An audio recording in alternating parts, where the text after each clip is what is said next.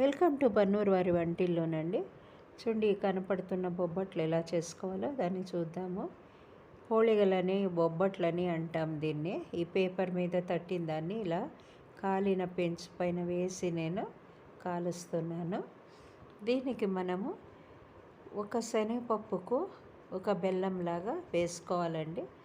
దీన్ని మనము శనగపప్పును బాగా ఉడికించుకొని అది కొంచెం గోరువెచ్చగా చల్లారినాక తర్వాత మనము బెల్లం వేసి రుబ్బేసుకుంటే అయిపోతుందండి. పాకేమి తీసే పని లేదు. మరి వీటిని అంతా ఇలా ముద్దలు చేసి పెట్టుకోవాలి. పిండి కూడా మైదా పిండి ఒకటికొకటి మనము పప్పు తీసుకున్నామంటే ఒక మైదా పిండి నానబెట్టుకుంటే చాలండి.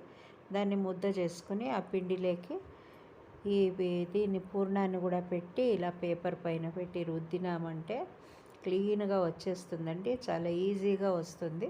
పేపర్ని మరి పెనం మీద చూడండి, రుద్దడం ఎలాగా చూపిస్తున్నాను నేను మీకు. పల్చగా వస్తుందండి. ఎంత బాగుంటుందంటే ఇంకా ఒకటి తినేవాళ్ళు 4 తినచ్చండి. అంత పల్చగా వస్తుందండి.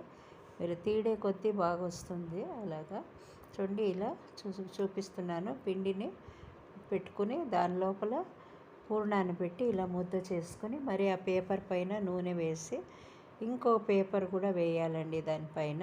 మీరు హోళిగల పేపర్ ఉంటే అదే వేయచ్చు, లేదా ప్లాస్టిక్ పేపర్ అయినా వేసుకుని ఇలా మనము పల్చగా తీసుకోవాలండి. చేత్తోనే చేసేసుకోవచ్చు. దీనికి లట్నే కానీ ఏమీ అక్కర్లేదు. చూస్తున్నారు కదా ఎలా తీడుతున్నారని. ఇలా చేస్తే చాలా పల్చటిది హోళిగలు మనకు వస్తాయండి. చాలా బాగుంటుంది, టేస్టీగా కూడా ఉంటుంది.